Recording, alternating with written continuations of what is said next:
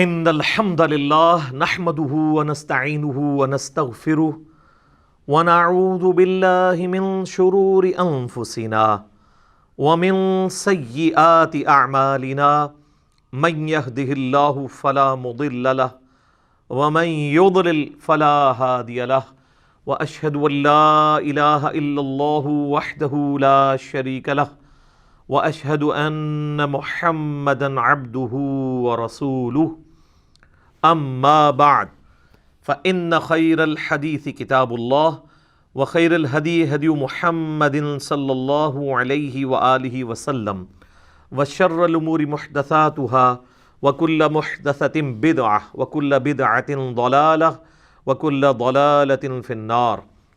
اعوذ باللہ السمیع العلیم من الشیطان الرجیم من ہمزہ ونفخہ ونفثہ بسم اللہ الرحمن الرحیم۔ رب اشرح لی صدری ویسر لی امری واحلل عقدۃ من لسانی یفقہوا قولی۔ بسم اللہ الرحمن الرحیم۔ ان اللہ وملائکتہ یصلون علی النبی یا ایہا الذین آمنوا صلوا علیہ وسلموا تسلیما۔ اللہم صل علی محمد وعلی آل محمد کما صلیت علی ابراہیم وعلی آل ابراہیم انک حمید مجید۔ اللہم بارک علی محمد وعلی آل محمد کما بارکت علی ابراہیم وعلی آل ابراہیم انک حمید مجید۔ اللہم ربنا آتنا فی الدنیا حسنہ وفی الآخرۃ حسنۃ وقنا عذاب النار۔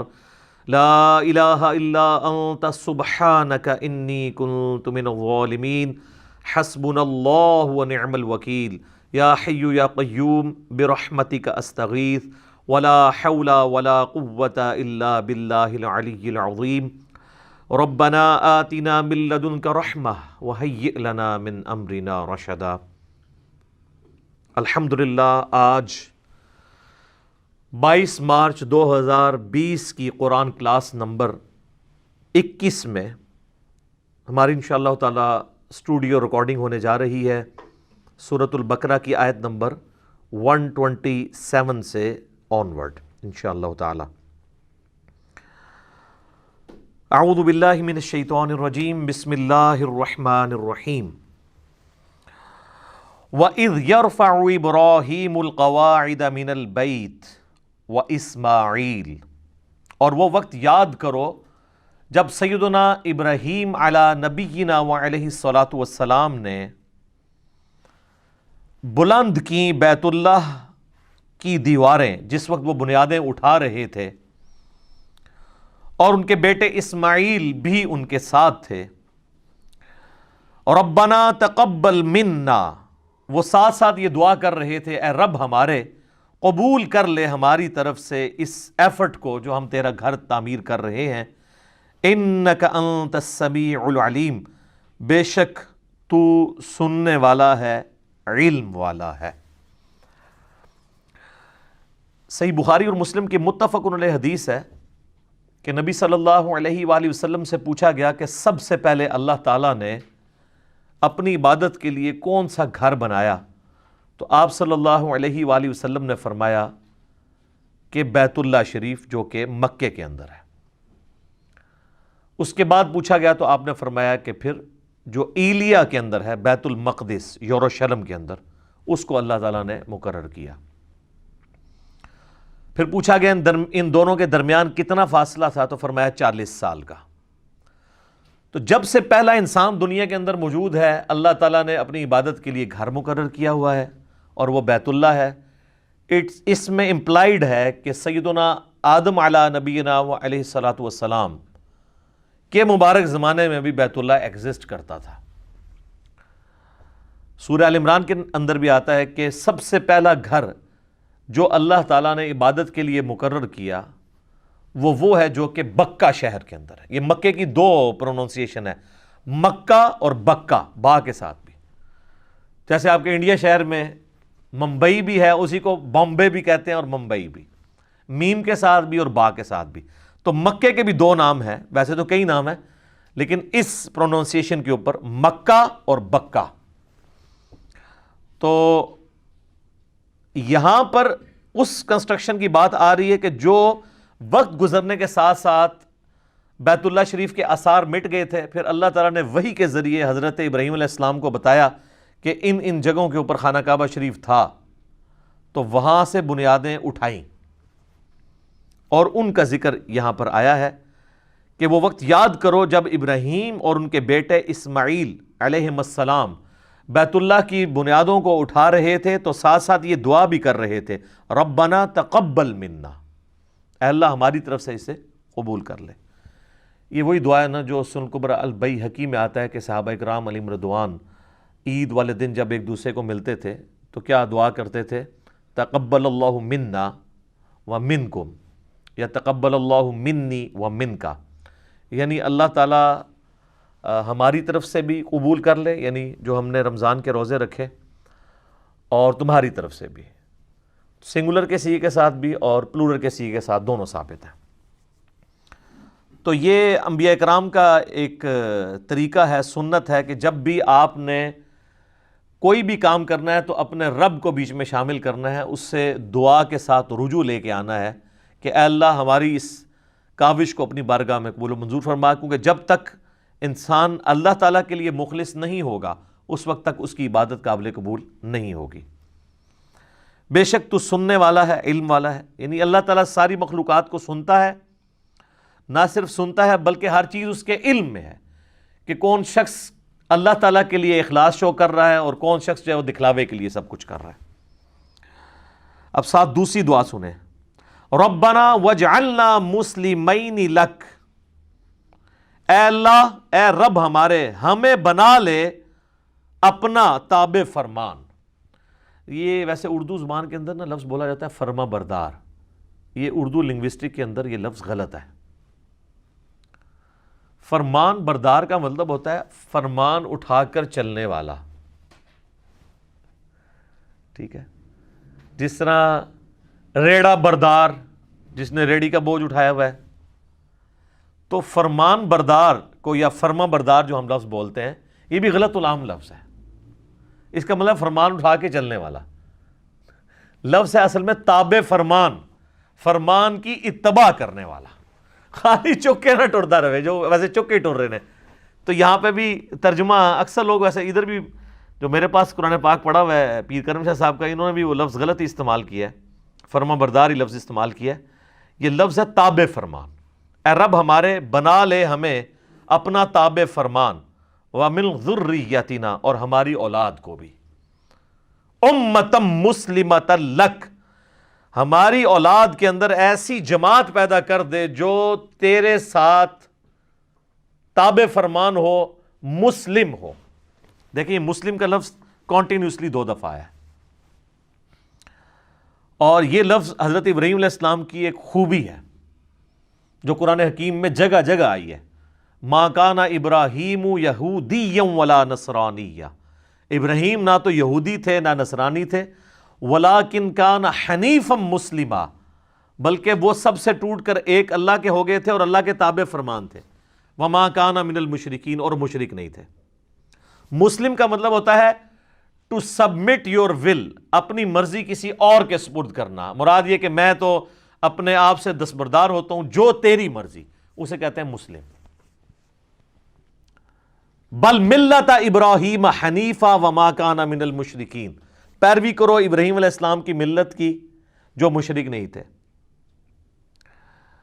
هو سماکم المسلمین من قبل وفی ھذا ملت ابیکم ابراہیم، یہ سورہ حج کی آیت نمبر 78 ہے۔ پیروی کرو ابراہیم علیہ السلام کی ملت کی، هو سماکم المسلمین، جنہوں نے تمہارا نام مسلم رکھا تھا، من قبل وفی ھذا، اس قرآن کے نزول سے پہلے بھی اور اس قرآن کے اندر بھی اللہ نے تمہارا نام کیا رکھا ہے؟ مسلم، سر تسلیم خم کرنے والا۔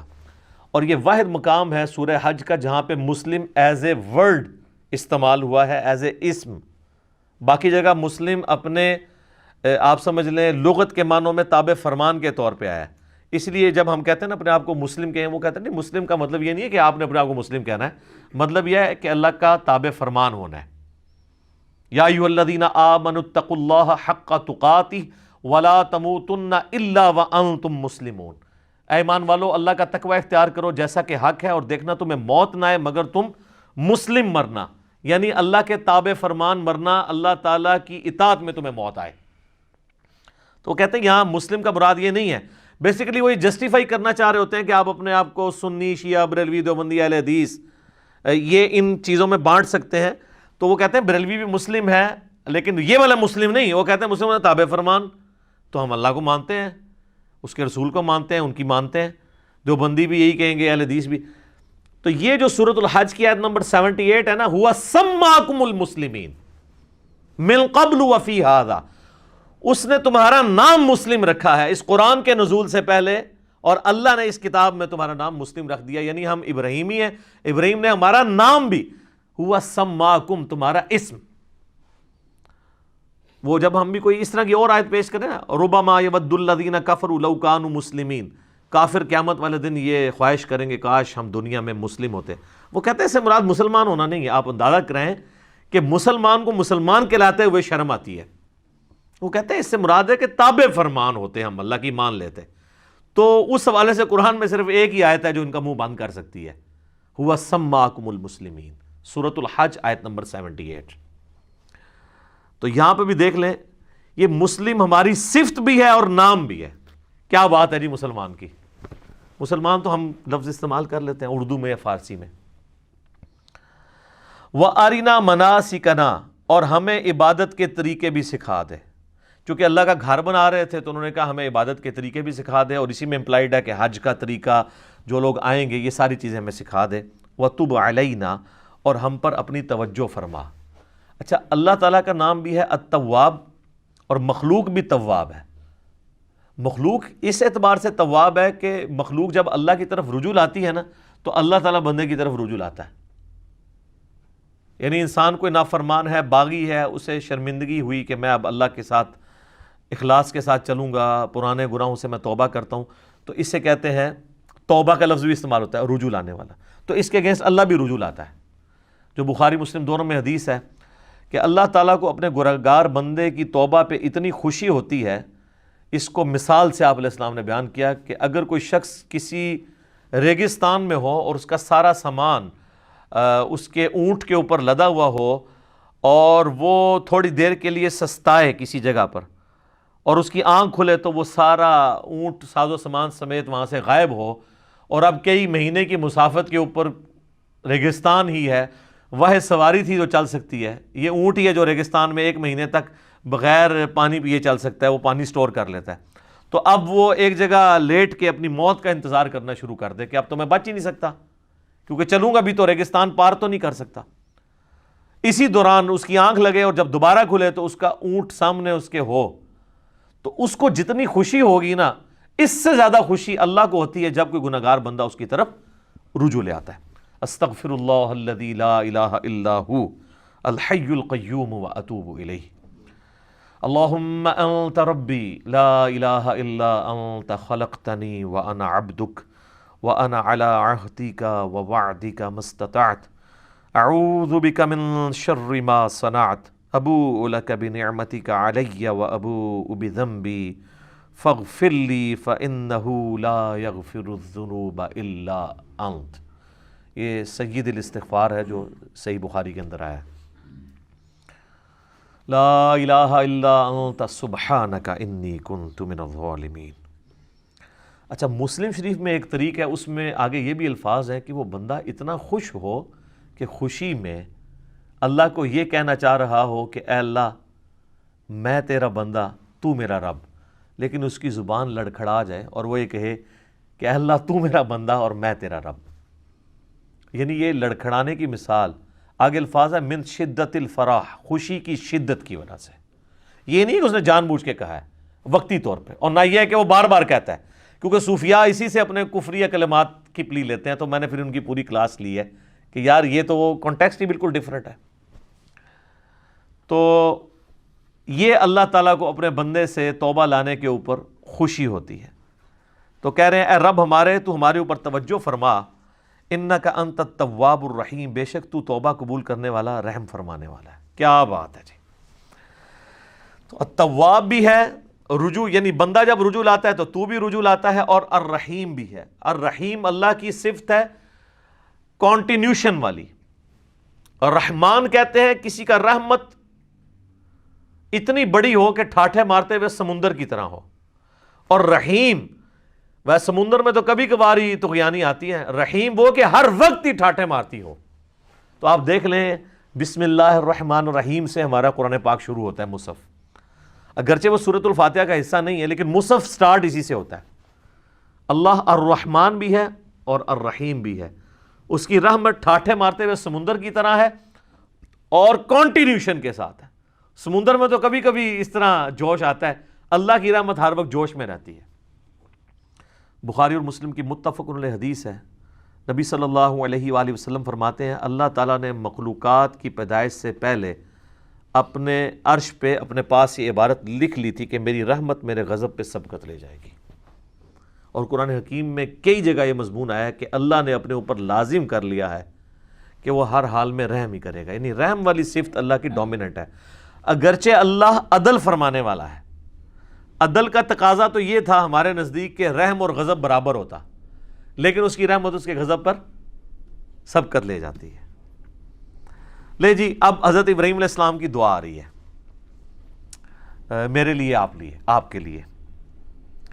ربنا وابعث فیہم رسولا منہم یتلو علیہم آیاتک، اے رب ہمارے ان کے اندر، یعنی ابراہیم علیہ السلام اور ان کے بیٹے دعا کر رہے ہیں ہماری جو اولاد تم نے تابع فرمان اے اللہ بنانی ہے تو نے، ان میں ایک رسول بھیج انہی میں سے، تو ہمارے اوپر یہ احسان ہے نا۔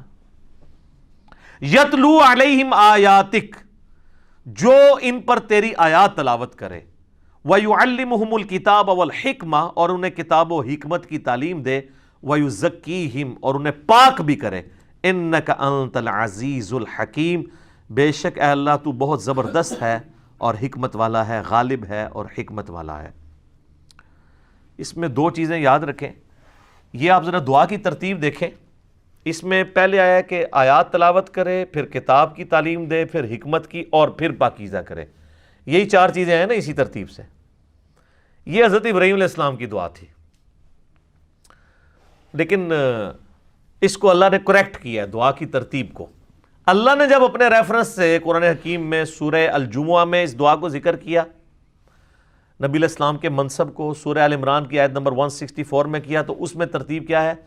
لَقَدْ مَنَّ اللَّهُ عَلَى الْمُؤْمِنِينَ إِذْ بَعَثَ فِيهِمْ رَسُولًا يَتْلُو عَلَيْهِمْ آيَاتِهِ وَيُزَكِّيهِمْ وَيُعَلِّمُهُمُ الْكِتَابَ وَالْحِكْمَةَ۔ ابراہیم علیہ السلام نے کہا تھا اے اللہ تلاوت کرے تیری آیات اور کتاب و حکمت سکھائے اور پاکیزہ کرے، جبکہ اللہ تعالیٰ نے کیا کہا؟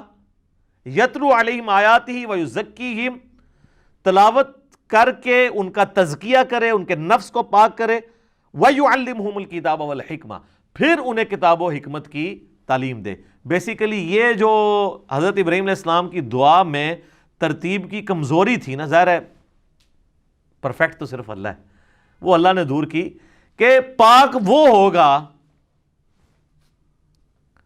جس کے اوپر آیات تلاوت کی جائیں، اور جب تک وہ پاک نہیں ہوتا نا اسے کتاب و حکمت سمجھ نہیں آ سکتی۔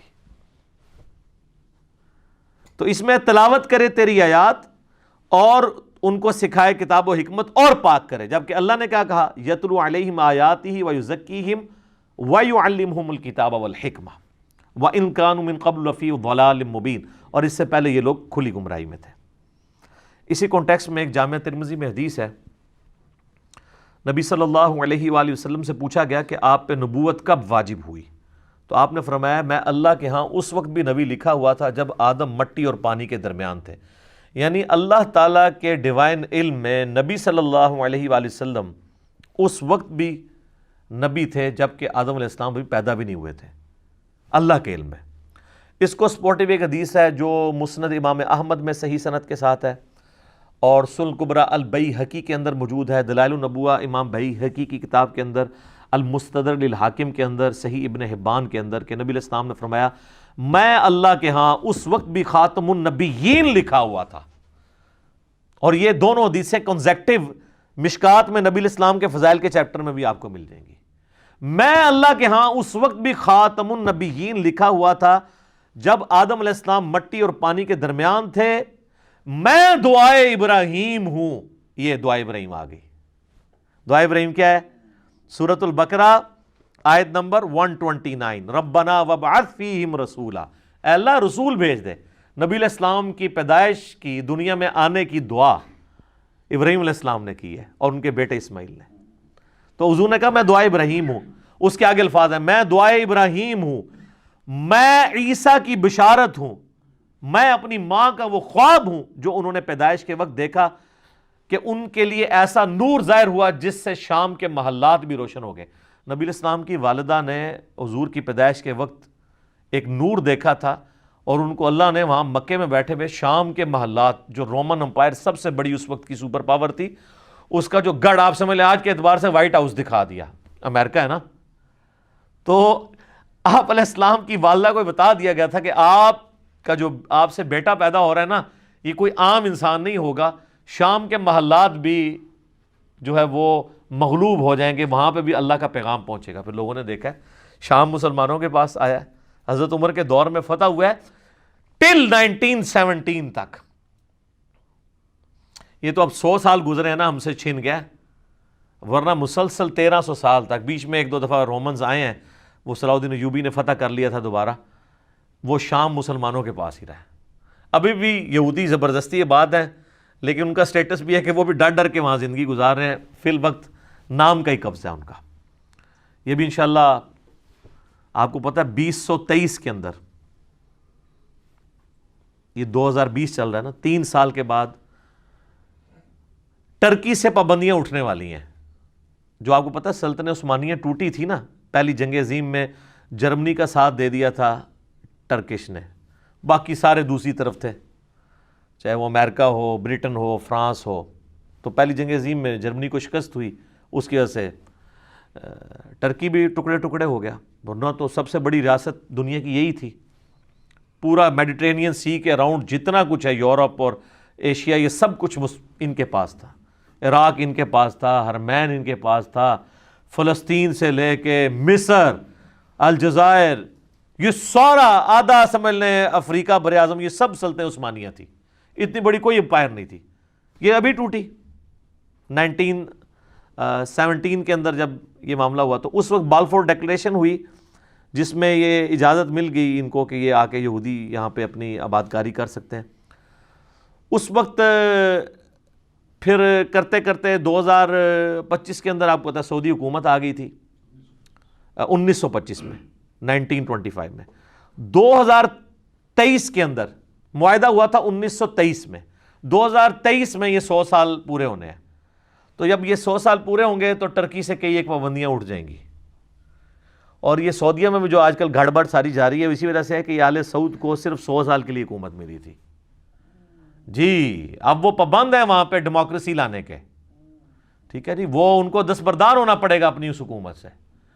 تو اسی لیے یہ تماشے کرواتے رہتے ہیں. اور امریکہ کا بھی پریشر آپ کو پتہ ہے، 4-5 سال پہلے انہوں نے طیب اردگان کو ہٹانے کی کوشش کی کو کر کے. تو وہ کیونکہ ان کو نظر آ رہا ہے کہ 2023 تک اگر طیب اردگان رہ گیا تو وہ تو ایک پاپولر لیڈر بھی ہے، پوری دنیا کے مسلمانوں کے ساتھ کھڑے ہیں، تو یہ دوبارہ سلطنت عثمانیہ دوبارہ ہی نہ مان جائے کہیں پہ. پابندیاں تو اٹھ جائیں گی ان سے.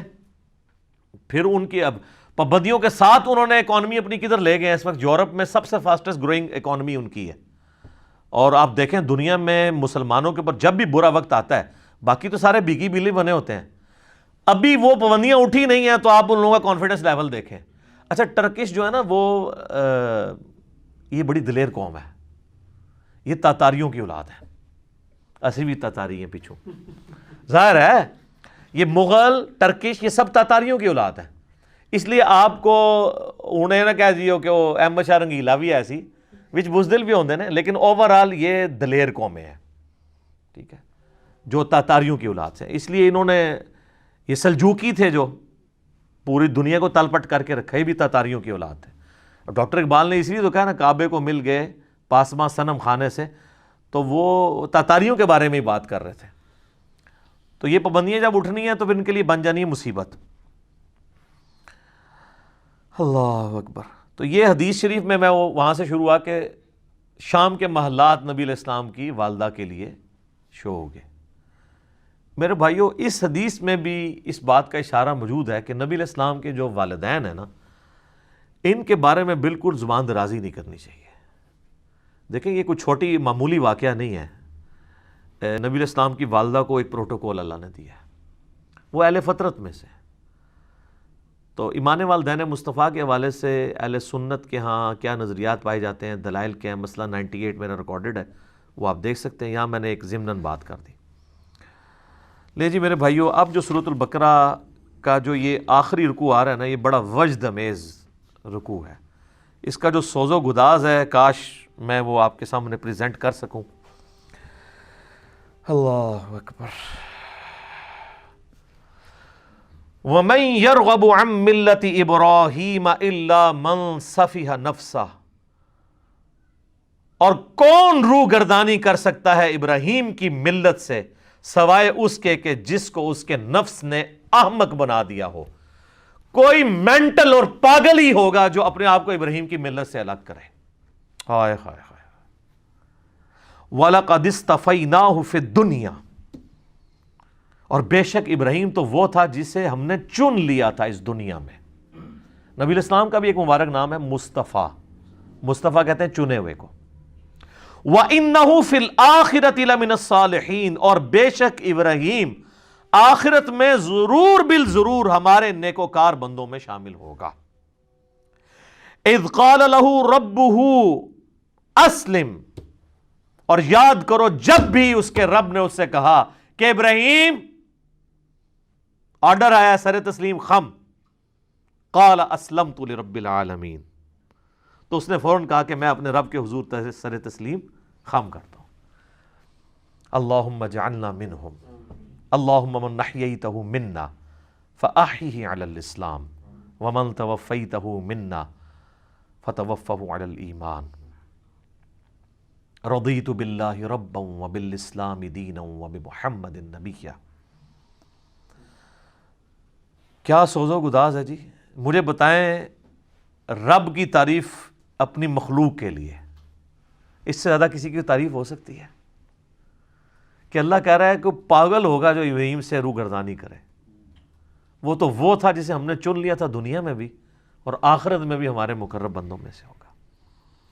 اور وہ ایسا تھا کہ جب بھی اس کے رب نے اسے کہا نا کہ ابراہیم تیار ہو جا، اس نے یہ نہیں کہا کہ یا اللہ سوچ لواں یا کچھ تھوڑا ٹائم مل جائے یا کوئی تعویل کر لے۔ حتیٰ کہ سورہ الصافات کی آیت نمبر 100، 101، 2 اور 3 میں آتا ہے کہ ایک خواب اللہ نے دکھایا حضرت ابراہیم کو کہ جی وہ اپنے بیٹے کو قربان کر رہے ہیں۔ انہوں نے اٹھ کے کوئی اللہ سے نہیں کہا کہ یا اللہ خواب بھی ہے، کوئی تعبیر، کوئی دسنی، یہ وہ کہ ارادہ ہے، کوئی آئیں بائیں شائیں، سیدھا بیٹے کو بلایا ہے جناب۔ اور بیٹے کی عمر کیا ہے اس وقت؟ ہارڈلی 12 سال عمر ہے۔ اور بیٹا کون سا؟ 87 سال کی عمر میں وہ بچہ ملا ہے، 87 سال تک بے اولاد رہے ہیں۔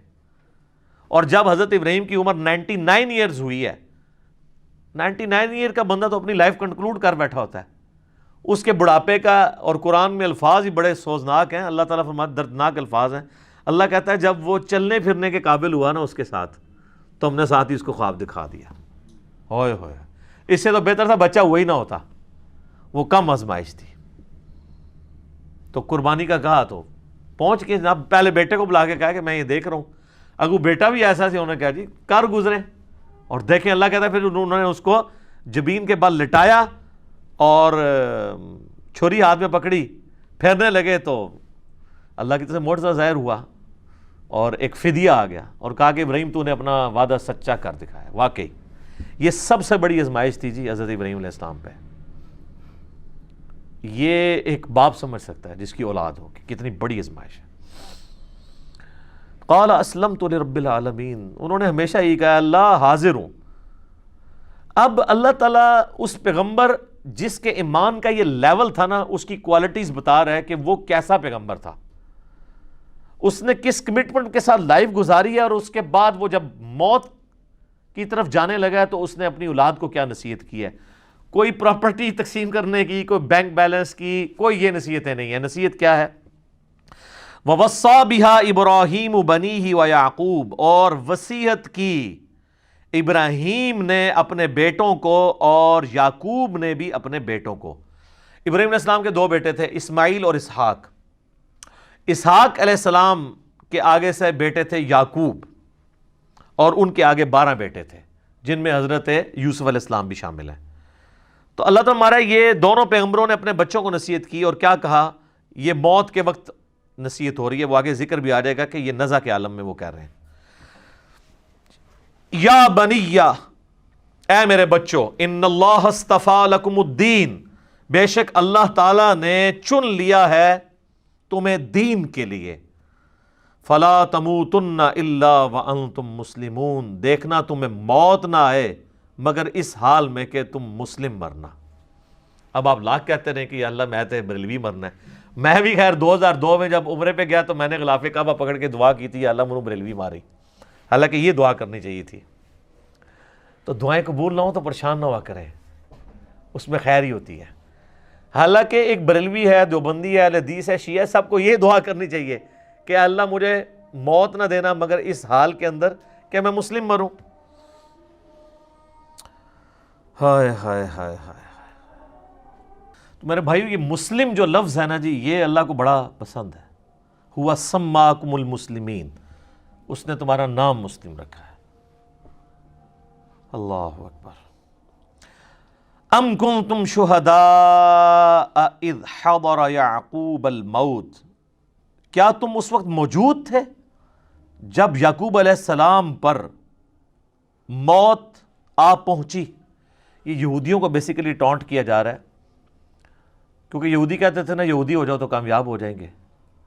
تو اللہ تعالیٰ فرما رہا ہے کہ تم حضرت یعقوب کا بیٹا تھا نا یہودا، جس کی وجہ سے یہودی نسبت ہے، تو تم حضرت یعقوب کے ماننے والے ہو. حضرت یعقوب کا یہ لقب ہے اسرائیل، ان کا نام ہے اسرائیل. اسرائیل کا مطلب ہے اللہ کا بندہ.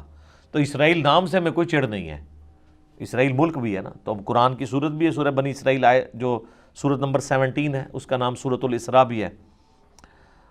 تو اللہ تعالیٰ ہمارا یہودیوں، کیا تم اس وقت وہاں موجود تھے جب یعقوب علیہ السلام کی موت کا وقت قریب تھا؟ ان کے 12 بیٹے وہاں بیٹھے تھے، وہ اپنے بیٹوں کو نصیحت کر رہے تھے. اچھا، یہاں پہ بھی موت کا لفظ آیا ہے، وصال شریف نہیں آیا. جب آ پہنچی موت ان پر. اذ قال لبنیہ، جب انہوں نے اپنے بیٹوں سے پوچھا، ما تعبدون من بعدی، بتاؤ میرے مرنے کے بعد تم کس کی عبادت کرو گے؟ ہائے ہائے ہائے. قالوا نعبد الہک و الہ آبائک ابراہیم و اسماعیل و اسحاق الہا واحدا. تو انہوں نے کہا کہ ہم عبادت کریں گے آپ کے رب کی، جو آپ نے تعارف کروایا ہے، اور آپ کے باپ ابراہیم اور اسماعیل اور اسحاق کے رب کی، الہ واحدہ، جو کہ اکیلا یکتا الہ معبود ہے.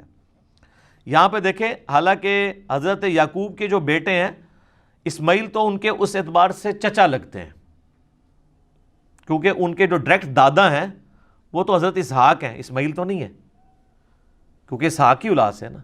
لیکن یہاں پہ انہوں نے حضرت اسماعیل کو بھی باپ کہا ہے. تو یہاں سے یہ بات پتہ چلی کہ چچا کے لیے بھی باپ کا لفظ بولا جا سکتا ہے.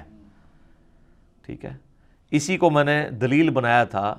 صحیح مسلم کی جو حدیث ہے کہ تیرا باپ اور میرا باپ آگ میں ہے، اس میں یہ الفاظ نہیں تھے کہ تیرا والد اور میرا والد آگ میں ہے. وہ نبی علیہ السلام نے اپنے چچے کی طرف نسبت کی تھی. وَنَحْنُ لَهُ مُسْلِمُونَ، اور ہم اسی کے تابع فرمان ہیں. پھر مسلم کا لفظ آ گیا جی، کیا بات ہے. اچھا، بعض لوگوں نے اس سے بابے ثابت کیے. وہ کہتے ہیں دیکھیں حضرت یعقوب کے بیٹے بھی کہہ رہے ہیں ابا جی اسی تہاڈے دین دے پیچھے ہیں، تقلید ثابت کی ہے اس سے. او ظالموں، ان کا باپ جو ہے وہ امام نہیں ہے، وہ پیغمبر ہے. تو ہم بھی تو یہ کہتے ہیں کہ تم بھی اپنے باپوں کو چھوڑ کے محمد رسول اللہ کی اتباع کرو. اس سے تقلید ثابت کی ہوئی ہے. تقلید کی یہ دلیل میں یہ آیت لے کے آتے ہیں کہ آپ ہمیں جناب بڑا تانا دیتے ہو کہ ہم اپنے آباء و اجداد کے دین کے اوپر ہیں. وہ ہم کیا کہتے ہیں، قرآن تو جگہ جگہ یہی کہتا ہے کہ جب کبھی بھی انبیاء نے دعوت پیش کی تو انہوں نے کہا کہ بل وجدنا علیہ آباءنا، ہم تو اس کی پیروی کریں گے جو ہمارے آباء و اجداد پہ نازل ہوا. تو اللہ فرماتا ہے تمہارے آباء و اجداد اگر گمراہ تھے تو گمراہوں کی پیروی کرو گے. تو یہاں پہ کہتے ہیں یہاں سے تقلید ثابت ہوئی. انہوں نے سیدھا سیدھا کہا کہ ہم اپنے باپ اور اپنے دادے اور اپنے چچا ان کے دین کے اوپر ہیں. تو سر یہ ان کا جو باپ ہے وہ بھی پیغمبر ہے، ان کا جو باپ ہے وہ بھی پیغمبر ہے، ان کا جو باپ ہے وہ بھی پیغمبر ہے، تو چچا بھی پیغمبر ہے۔ صحیح بخاری میں حدیث ہے، نبی علیہ السلام نے کہا، کیا بات ہے، کریم ابن کریم ابن کریم ابن کریم، یوسف بن یعقوب بن اسحاق بن ابراہیم، یعنی چاروں پوری نسل جو ہے، ویسے تو آگے بھی چلتی ہے، یوسف کا باپ یعقوب، ان کا باپ اسحاق اور ان کا باپ ابراہیم علیہم السلام اجمعین۔ تلک امۃ قد خلت، یہ ایک بڑی عظیم امت تھی جو گزر چکی، ہائے ہائے، تم لوگ ان کے نام کے اوپر ہی کھا رہے ہو۔ لہا ما کسبت ولکم ما کسبتم، دیکھو جو کمائے انہوں نے نیک اعمال وہ اپنے لیے کمائے، تمہارے لیے وہ اعمال ہوں گے جو تم کرو گے، یعنی ان کے اعمال تمہیں کوئی فائدہ نہیں پہنچائیں گے۔ ولا تسألون عما كانوا يعملون، اور تم سے یہ نہیں پوچھا جائے گا کہ انہوں نے کون سے نیک اعمال کیے، تم سے یہ پوچھا جائے گا تم نے کون سے نیک اعمال کیے۔ وہ کہتے تھے ہمیں ابراہیمی نسبت کام آئے گی، یہودی کہتے تھے، نصرانی بھی۔ اللہ نے فرمایا تو بڑی پاکیزہ امت تھی، وہ گزر گئی، اپنے اعمال اپنے ساتھ لے گئی ہے، کوئی پیچھے تم لوگوں کے لیے تو نہیں چھوڑ گئی۔ اسی کانٹیکسٹ میں ایک صحیح مسلم میں حدیث ہے، نبی صلی اللہ علیہ وآلہ وسلم نے فرمایا قیامت والے دن جس کے عمل نے اسے پیچھے کر دیا اس کا نسب اسے آگے نہیں کر سکتا۔ اور اسی کو ہمارے نبی علیہ السلام نے کھول کھول کے بیان کیا، بخاری مسلم دونوں میں حدیث ہے، اے میری بیٹی فاطمہ، میرے مال سے جو لینا ہے لے لے، اگر اللہ کے حضور پکڑی گئی تو میں تیرے کچھ کام نہیں آؤں گا۔ پھر صرف اپنی بیٹی فاطمہ کو نہیں کہا، بخاری مسلم میں الفاظ ہیں، اے میرے چچا عباس، میرے مال سے کچھ لینا ہے تو میں تجھے دے دوں گا، اللہ کے حضور پکڑا گیا تو میں کچھ کام نہیں آؤں گا۔ اے میری پھپھی صفیہ، تو نے میرے مال سے کچھ لینا ہے تو مجھ سے لے لے، اللہ کے حضور پکڑی گئی تو میں تیرے کچھ کام نہیں آؤں گا۔ تو یہاں پہ نیک اعمال مراد ہیں، ادھر برے اعمال مراد نہیں۔ یہ بعض لوگ کہتے ہیں نا مشاجرات صحابہ ڈسکس نہیں کرنے چاہیے، جو فوت ہو چکے وہ اپنے اعمال لے گئے، تو اس میں یہ آیت پیش کرتے ہیں۔ یہ آیت دو دفعہ آئے گی، ایک یہ آئی ہے آیت نمبر 134 سورۃ البقرہ کی، اور 141 بھی یہی ریپیٹ ہوگی، پارہ نمبر 1 کی آخری آیت۔ تو اس میں میرا یوٹیوب پہ سوال بھی ہے، کیا قیامت الدن کربلا کے بارے میں سوال ہوگا؟ تو میں نے اس میں بھی بتایا تھا کہ یہاں پہ نیک اعمال کا ذکر ہے، اگر یہاں پہ برے اعمال کا ذکر ہوتا نا تو وہ لاجیکلی ہو نہیں سکتا تھا، اس لیے کہ پورا قرآن بھرا ہوا ہے اس چیز سے کہ جو لوگ پہلے گزر چکے ہیں، جو آگے گزر چکے، انہوں نے جو برے اعمال کیے اللہ نے ان کو کرٹیسائز کیا۔ خود جو برادران یوسف ہیں وہ کیا مر نہیں چکے تھے؟ برادران یوسف تو وہ صحابی ہیں کہ اس طرح کے تو ہمارے نبی علیہ السلام کے صحابہ بھی نہیں ہیں، کیونکہ برادران یوسف جو ہیں وہ دو طرف سے صحابی ہیں، ان کے بھائی بھی پیغمبر ہیں اور باپ بھی پیغمبر ہیں، اور تیسری نسبت دادا بھی پیغمبر، اور چوتھی نسبت پردادا بھی پیغمبر، ایڈے تگڑے صحابہ ہیں، اور مسلمان بھی ہیں، کافر نہیں ہیں۔ اللہ نے ان کی غلطیاں بیان کی ہیں۔ تو قرآن مرے ہوئوں کی غلطیاں بیان کرتا ہے، غلطی بیان کرنا اور چیز ہے، یہاں پہ بیان ہو رہا ہے کہ ان کے اچھے اعمال وہ ان کے ساتھ ہیں، تمہیں ان کے اچھے اعمال کا فائدہ نہیں ہونا، ان کے اچھے اعمال کا فائدہ انہیں۔ اگر یہاں برے اعمال کا ذکر ہوتا تو عربی کا قاعدہ یہ ہے کہ یہاں پہ آتا تلک امۃ قد خلت علیہا ما کسبت، انہی پر وبال ہوگا ان کے برے اعمال کا۔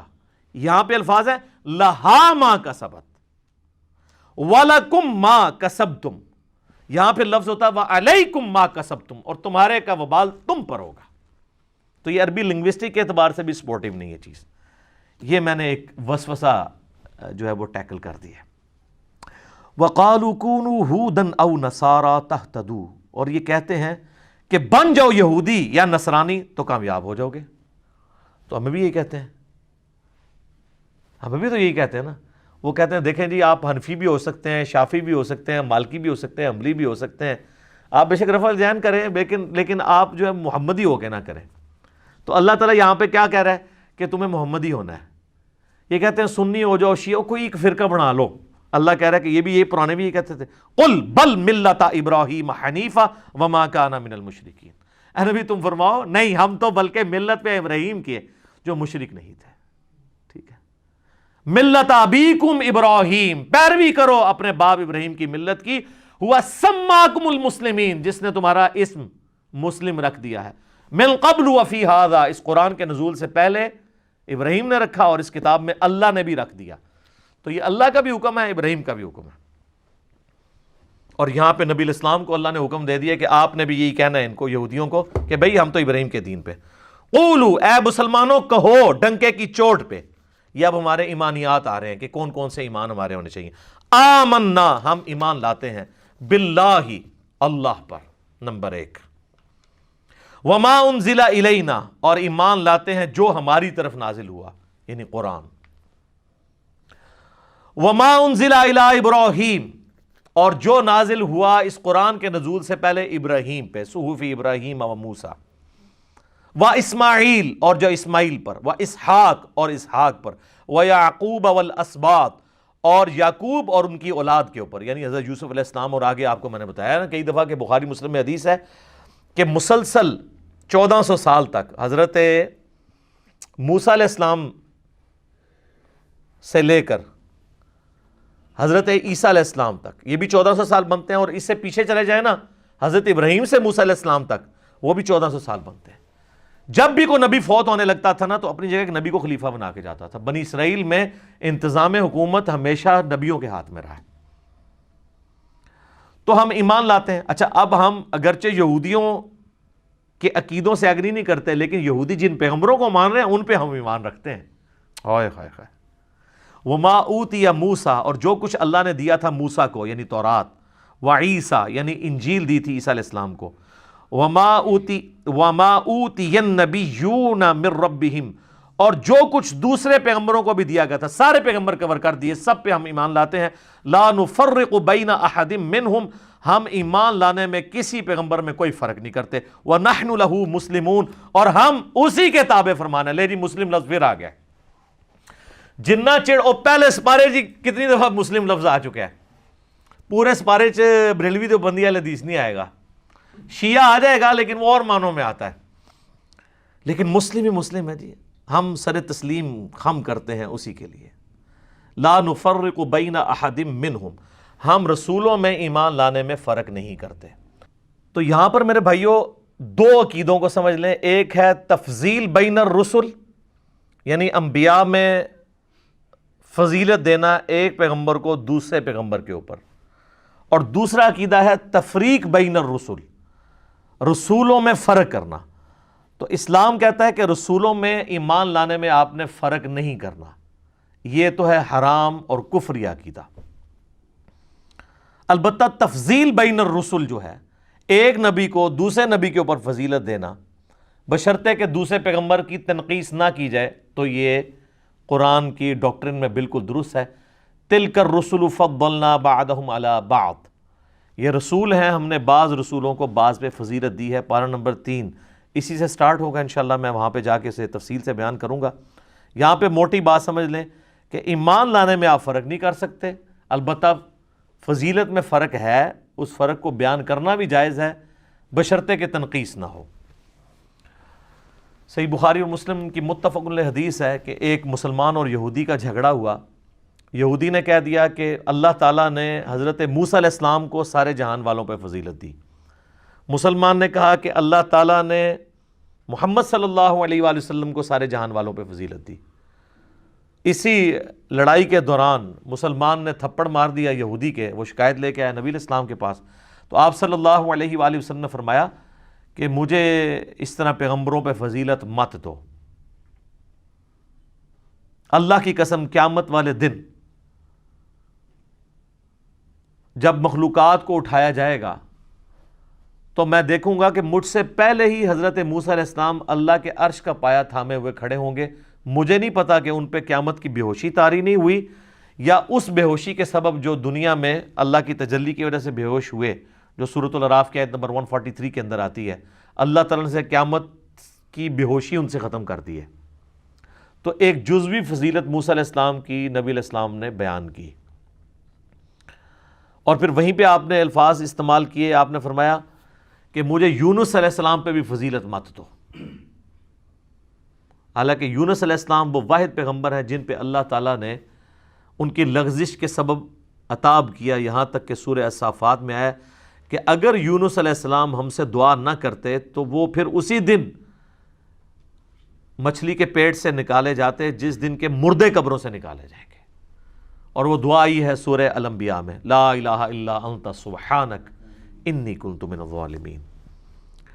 تو اس سے یہ بات پتہ چلی کہ جزوی فضیلت تو ایک پیغمبر کی دوسرے پہ ہو سکتی ہے، البتہ یہ ٹھیک ہے کہ کلی فضیلت ہمارے محبوب صلی اللہ علیہ وآلہ وسلم کی ہے.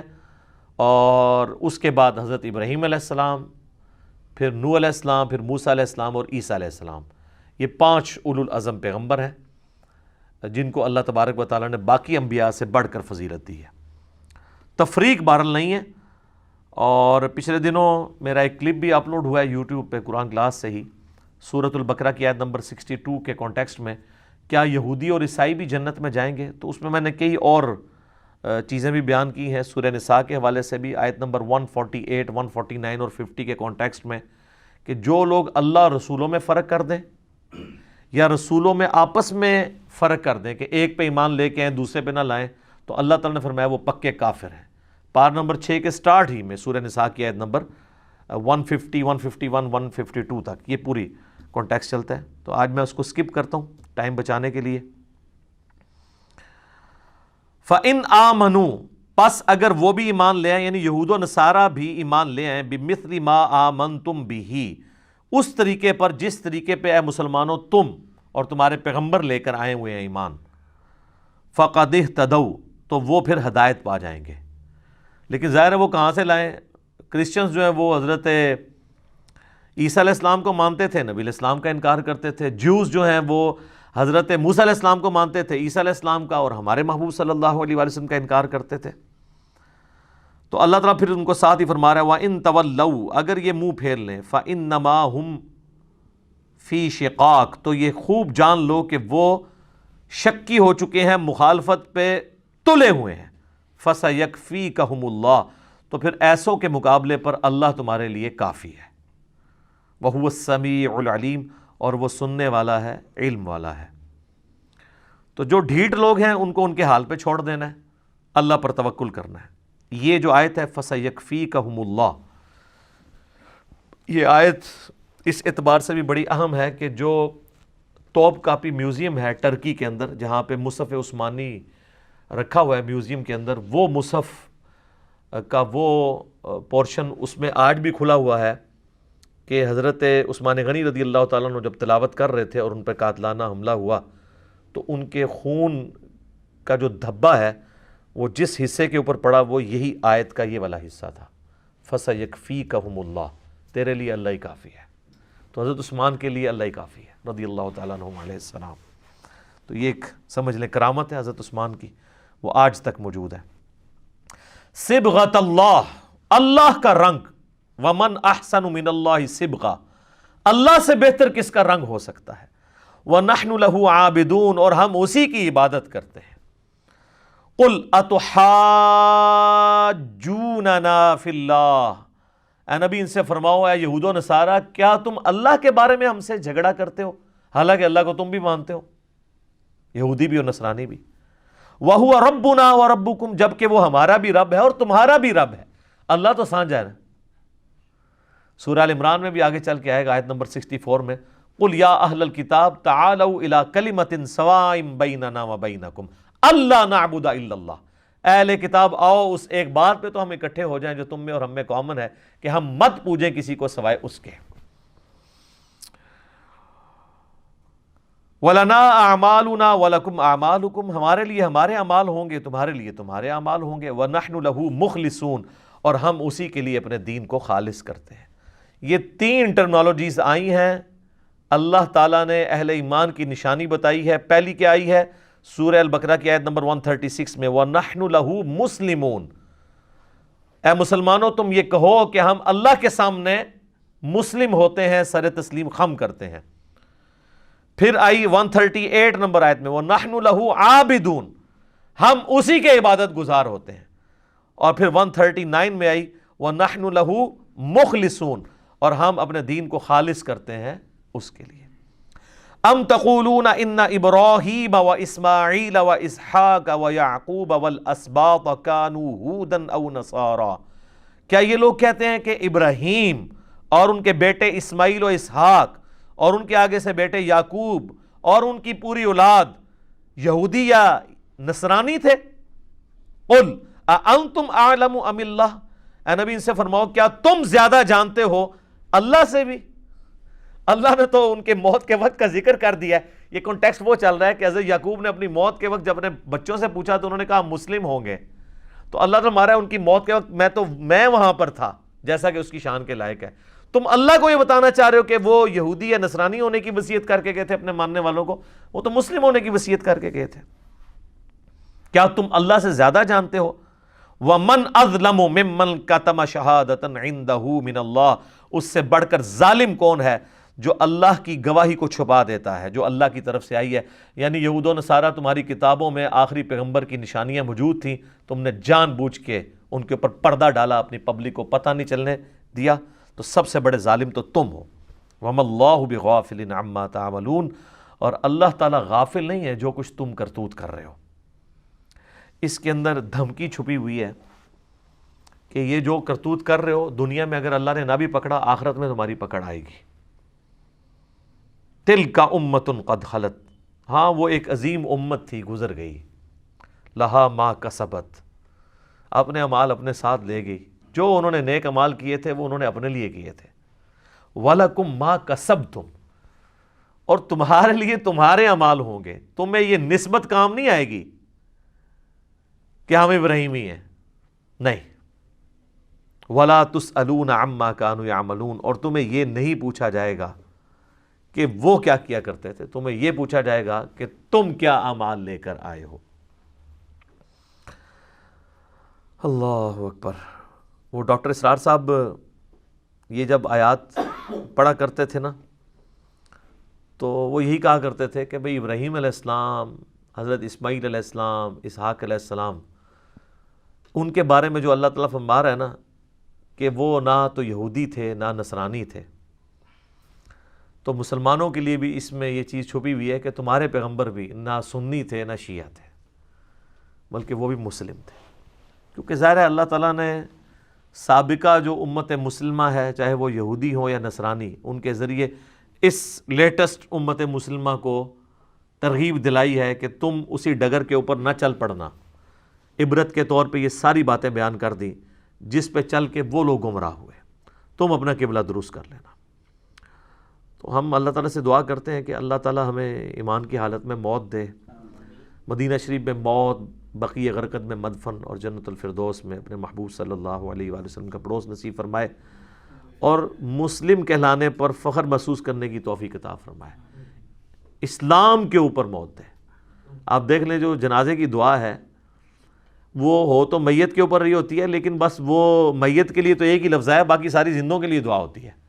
اللہم اغفر لی حینا، پہلی دعا ہے اے اللہ بخش دے ہمارے زندوں کو، و میتینا، اور ہمارے مردوں کو، و شاہدینا، اور ان کو جو یہاں پہ موجود ہیں، و غائبینا، اور جو یہاں پہ موجود نہیں ہیں، و ذکرینا و انثانا، اور مرد ہوں یا عورت ہوں سب کو بخش دے۔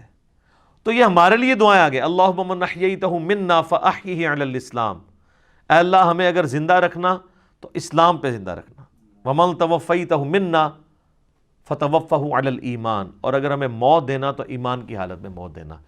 پڑھنے جنازہ گئے ہیں آپ اور دعائیں ساری اپنے لیے ہو رہی ہیں سوائے ایک دعا کے۔